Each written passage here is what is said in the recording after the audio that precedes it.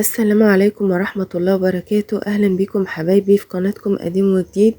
ازيكم عاملين ايه؟ يا رب تكونوا في احسن حال.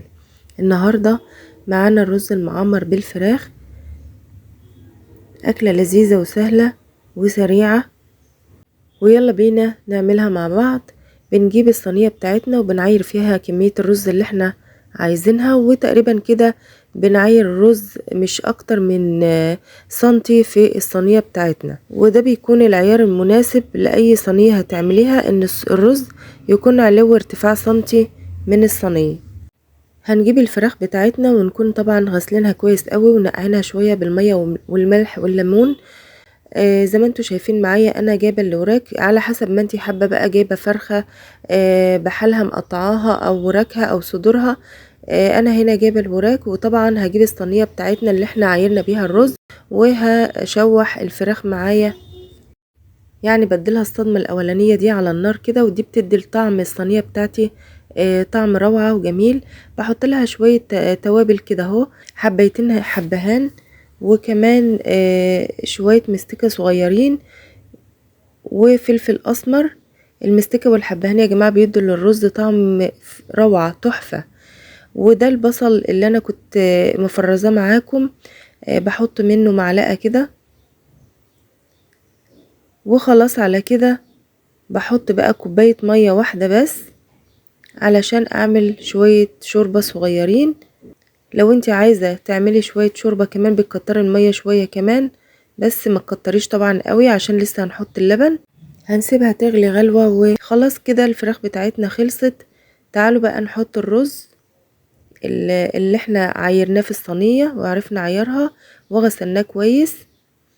بنحاول نقلبه كده مع السمنة والحاجات اللي احنا مشوحين فيها الفراخ والشوربة علشان ياخد كده مادة دهنية عليه، خليه معاكي مش معجن.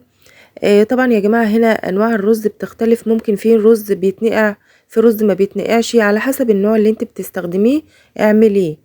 يعني لو بيتنقع شوية ويستحسن نوعه ده بيحب النقع انقعيه، لو بيستحسن ان انت تستخدميه كده على طول استخدميه. بنحط بقى اللبن بتاعنا، وبتكوني حريصة طبعا انك تعملي عيار الصينية. تقريبا الرز بتعملي عيار الرز العادي اللي هو تقريبا السائل بتاعنا ارتفاع سنتي عن الرز، يعني حوالي ارتفاع عقلة صابع فوق الرز. بعد كده بتسوي بقى وبتظبطي الصينية بتاعتك وبتظبطي الفراخ بتاعتك جوه الرز.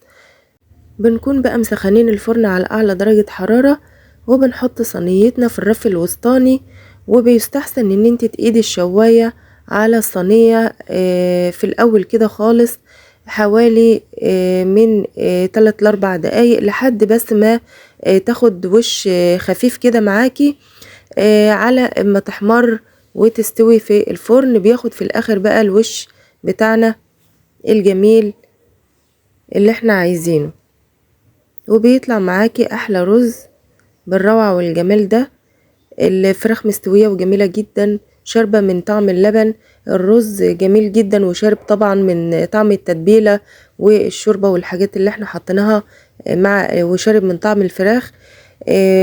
مش قادرة اقول لكم واوصف لكم روعتها، تحفة تحفة، هتعجبكم جدا ان شاء الله. وادعوا لي بقى الدعوة الحلوة من قلبكم ليا ولأولادي بصلاح الحال، وما تنسونيش في اللايك والشير والاشتراك في القناة. والسلام عليكم ورحمة الله وبركاته.